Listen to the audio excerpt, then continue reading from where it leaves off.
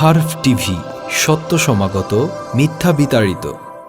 পবিত্র মাস জিলহজে রাসূলুল্লাহ সাল্লাল্লাহু আলাইহি ওয়াসাল্লামের কি আমল ছিল?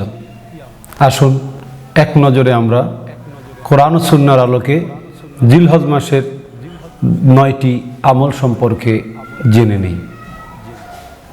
ইন্নাল হামদুলিল্লাহ আসসালাতু ওয়াসসালামু আলা রাসূলিল্লাহ। দূরে ও কাছে যে যেখান থেকে হারফ টিভির পর্দায় দেখছেন দ্বীনি অনুষ্ঠান, সকলকে আন্তরিক মোবারকবাদ।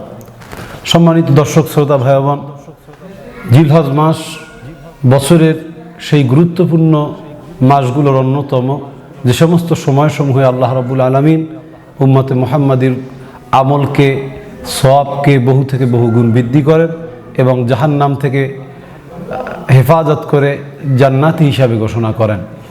হাদিসে পাকে রাসূল আকদাস সাল্লাল্লাহু আলাইহি ওয়াসাল্লাম থেকে মিশকাতুল মাসাবি, এরপরে তিরমিজির 758 নম্বর হাদিস সংকলন করা হয়েছে। সুনানা তিরমিজির মধ্যে উল্লেখ করা হয়েছে হযরত আবু হুরায়রার বর্ণনা। নবী করিম সাল্লাল্লাহু আলাইহি ওয়াসাল্লাম থেকে তিনি বর্ণনা করেন, মা মিন আইয়ামিন আহাব্বু ইলাল্লাহি আইয়ুতাআব্বাদা লাহু ফিহা আশরি যিল হিজ্জাতে ইয়াদিলু সিয়ামু কুল্লি ইয়াউমিন মিনহা বিসিয়ামিন সানাতিন। হযরত আবু হুরায়রা রাদিয়াল্লাহু তাআলা আনহু থেকে বর্ণিত, আল্লাহ নবী সাল্লাল্লাহু আলাইহি ওয়াসাল্লাম বলেন, আল্লাহ তাআলার কাছে জিলহজ মাসের যে 10টা দিন, 1 থেকে 10ম দিন পর্যন্ত, জিলহজের চাঁদ দেখা থেকে 10ম দিন পর্যন্ত, এই সময়টার এত গুরুত্বপূর্ণ যে আল্লাহ রাব্বুল আলামিনের কাছে এর থেকে উত্তম দিন নেই বান্দার আমলকে আল্লাহ তাআলা কবুল করার জন্য। আসুন আমরা কিছু আমল সম্পর্কে জানি। 1 নম্বরে, জিলহজের চাঁদ দেখার পর সাহাবা আজমাইন রিদওয়ানুল্লাহ তাআলা আলাইহিম আজমাইন, তিনাদের অভ্যাস ছিলেন জিলহজের চাঁদ দেখার পরে তারা এই 10 দিন বেশি বেশি করে তাকবীর পাঠ করতেন। আল্লাহু আকবার, আল্লাহু আকবার, লা ইলাহা ইল্লাল্লাহু, আল্লাহু আকবার, আল্লাহু আকবার, ওয়ালিল্লাহিল হামদ। বিশেষ করে আমরা দুজন সাহাবার আসার বলতে পারি, আমল বলতে পারি। হযরত আবু হুরায়রা রাদিয়াল্লাহু তাআলা আনহু, হযরত আব্দুল্লাহ ইবনে ওমর, তারা বাজারে যেতেন, তারা তাকবীর শুরু করতেন, তাদের ডানে বামে লোকেরা একত্রিত হয়ে তাদের সাথে তাকবীর দিতেন। অতএব সুন্নাহর 1 নম্বর আমল আমরা বলতে পারি, সেটা হচ্ছে জিলহজের চাঁদ দেখার পর থেকে 10 দিন বেশি বেশি তাকবীর পাঠ করা। 2 নম্বরে, রোজা রাখা। কেননা নবী করিম সাল্লাল্লাহু আলাইহি ওয়াসাল্লাম ইরশাদ করেন, এই 10 দিনের রোজার গুরুত্ব এত বেশি আল্লাহ রাব্বুল আলামিনের কাছে, আল্লাহ নবী সাল্লাল্লাহু আলাইহি ওয়াসাল্লাম বলেন, সিয়ামু কুল্লি ইয়াউমিন মিনহা বিসিয়ামি সানাতিন। এখানে যদি এই 10 দিনের যে কোনো একটা দিন রোজা রাখে, ওই এক দিনের রোজা সওয়াব আল্লাহ তাআলা 1 বছর নফল রোজার সমপরিমাণ সওয়াব একদিনের রোজার বদলে আল্লাহ তাআলা বান্দার আমল নামায় দান করেন।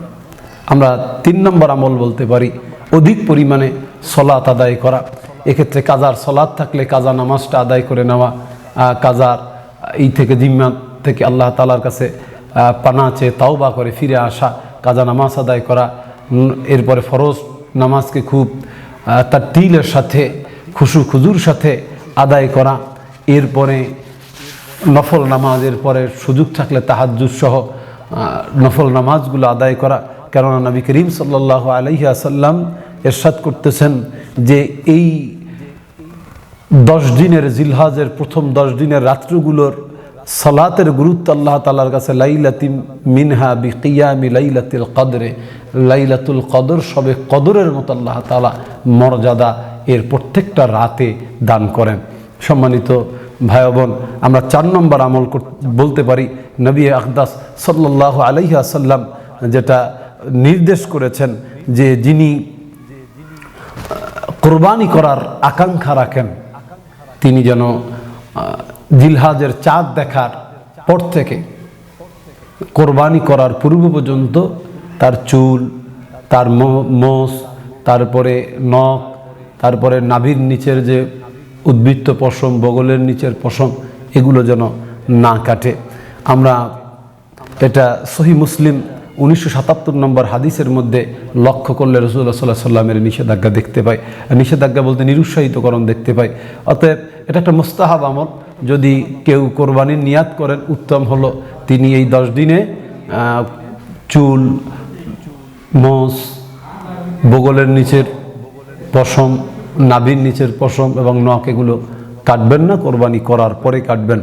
আমরা 5 নম্বর আমল বলতে পারি অধিক পরিমাণে তাওবা করা, কারণ আল্লাহ রাব্বুল আলামিন বান্দাকে ডাকে, কুল ইয়া ইবাদি আল্লাযীনা আসরাফু আলা আনফুসিহিম লা তাকনাতু মির রাহমাতিল্লাহ। আল্লাহ বলে, বান্দা গুনাহের পাহাড়টা তুমি যত বড়ই করে তোলো না কেন, সেটা যদি আসমান ঠেকেও যায়, সেটা যদি 7 আসমান পরিমাণও হয়, তুমি নৈরাশ হও না, আমার কাছে ফিরে আসো। আল্লাহ সূরা তাহরিমের 8 নম্বর আয়াতে বলে, তুবু ইলাল্লাহ, আল্লাহ তাআলার কাছে তওবা করো। কেমন করে করবে? আল্লাহ বলে, তাওবাতান নাসুহা, নাসুহা তওবা করো, শর্তওয়ালা ইখলাসের সহিত তওবা করো। নাসুহা তওবার 4টা শর্ত পূরণ হলে তাওবাতান নাসুহা হিসাবে গণ্য হবে। 1 নম্বরে বান্দা যে গুনাহ করেছে সে ব্যাপারে সে অনুতপ্ত হবে, লজ্জিত হবে, চোখের পানি ফেলে আল্লাহর কাছে কাঁদবে। 2 নম্বরে সে ওই গুনাহ জীবন গেলেও আর করবে না, এভাবে প্রতিজ্ঞা করবে। 3 নম্বরে যদি হক্কুল্লাহ সে নষ্ট করে থাকে, কাজা কাফফারা থাকলে আদায় করবে। হক্কুল ইবাদ যদি নষ্ট করে থাকে, বান্দার হক আদায় করে দিবে, তার কাছ থেকে মাপ চাবে। তিনি যদি জীবিত না থাকেন তার ওয়ারিসের কাছ থেকে মাপ নিবে। তো অধিক পরিমাণে তওবা করা, কেননা এই দিন 10টি আল্লাহ তাআলার কাছে খুব পছন্দের, আর আল্লাহ তাআলার কাছে সবথেকে পছন্দের জিনিস হলো বান্দা আল্লাহর কাছে তওবা করবে। আল্লাহ নবী সাল্লাল্লাহু আলাইহি ওয়াসাল্লাম বলে, প্রত্যেক মানুষ মাত্রই ভুল করে, অপরাধ করে, গুনাহগার হয়, গুনাহ করে। আল্লাহ নবী সাল্লাল্লাহু আলাইহি ওয়াসাল্লাম বলে, তবে খায়রুল খাত্তাউন, সবথেকে উত্তম ব্যক্তি হলো যিনি তাওবা করেন, গুনাহ করার পরে আবার আল্লাহ তাআলার কাছে ফিরে আসার চেষ্টা করেন। এজন্য আল্লাহ তাআলা কোরআনুল কারীমে কসম কেটেছেন, ওয়ালা উকসিমু বিন নাফসিল লাওয়ামা, আল্লাহ রব্বুল আলামিন কসম কেটেছেন সেই নফসের যারা ভুল করার সাথে সাথে আবার অনুতপ্ত হয়ে আল্লাহ তাআলার কাছে ফিরে আসার চেষ্টা করে, বারবার চেষ্টা করে। এভাবে চেষ্টা করতে করতে আল্লাহ তাআলা তাকে ইস্তেকামাত দান করবেন। আমরা 6 নম্বর আমল বলতে পারি তাকবীর বলা, তাসবিহ তাহলিল অধিক পরিমাণ আল্লাহ তাআলার পাঠ করা। কেননা তাওবার সাথে যদি একটু তাকবীর হয়, তাসবিহ হয়, আল্লাহ তাআলা ওই বান্দার তাওবাটাকে সহজে গ্রহণ করেন। কারণ আল্লাহ তাআলা সূরা নসরের মধ্যে বলেন, ফাসাব্বিহ বিহামদি রাব্বিকা ওয়াস্তাগফিরহু, তোমরা আল্লাহ তাআলার তাসবিহ পাঠ করবে, আল্লাহ তাআলার প্রশংসা পাঠ করে আল্লাহ তাআলার কাছে তোমরা তাওবা করো, আল্লাহ তাআলার কাছে তওবা করো, ইন্নাহু কানা তাওয়াবা। তোমার তওবা করতে বান্দা দেরি হবে, আল্লাহ তাআলার তওবা কবুল করতে দেরি হবে না। সম্মানিত ভাই বোন, 7 নম্বরে আমরা আমল বলতে পারি আরাফার দিনের রোজা। যদি আমরা 10 দিন রোজা রাখতে নাও পারি, অন্তত 9 নম্বর দিন, জিলহজের 9 তারিখ, এই 9ম তারিখে আরাফাতের দিন, এই দিনের রোজা রাখা। আল্লাহ রাব্বুল আলামিন এই দিনের রোজার অনেক গুরুত্ব লিখেছেন। নবী করিম সাল্লাল্লাহু আলাইহি সাল্লাম, সাহাবা আজমাইন কোনো অবস্থাতে তারা এই আরাফার দিনের রোজাটা ছাড়তেন না, তারা খুব গুরুত্ব দিয়ে এই রোজা রাখতেন, রোজা রাখতে উৎসাহিত করতেন। কাজেই আমাদের 7 নম্বর 8 নম্বরে আমরা আমল বলতে পারি তাকবীরে তাশরিক পাঠ করা। 9 তারিখ থেকে জিলহজের 13 তারিখ পর্যন্ত, 9 তারিখ ফজর থেকে 13 তারিখ আসর পর্যন্ত তাকবীরে তাশরিক পাঠ করা। আল্লাহু আকবার, আল্লাহু আকবার, লা ইলাহা ইল্লাল্লাহু, আল্লাহু আকবার, আল্লাহু আকবার, ওয়ালিল্লাহিল হামদ। ইনশাআল্লাহ বিইজনিল্লাহ আমরা অন্য একটি এপিসোডে তাকবীরে তাশরিকের প্রেক্ষাপট, কিভাবে এই তাকবীরে তাশরিক এই দুনিয়াতে উম্মতের জন্য, আল্লাহর বান্দাদের জন্য আসলো, সেটা আমরা আলোচনা করব। তো আমরা বলতে পারি 8 নম্বর আমল হলো তাকবীরে তাশরিক পাঠ করা, এবং এটা ওয়াজিব, কেউ ভুলে গেলে এটার কাজা আদায় করে নিতে হয়।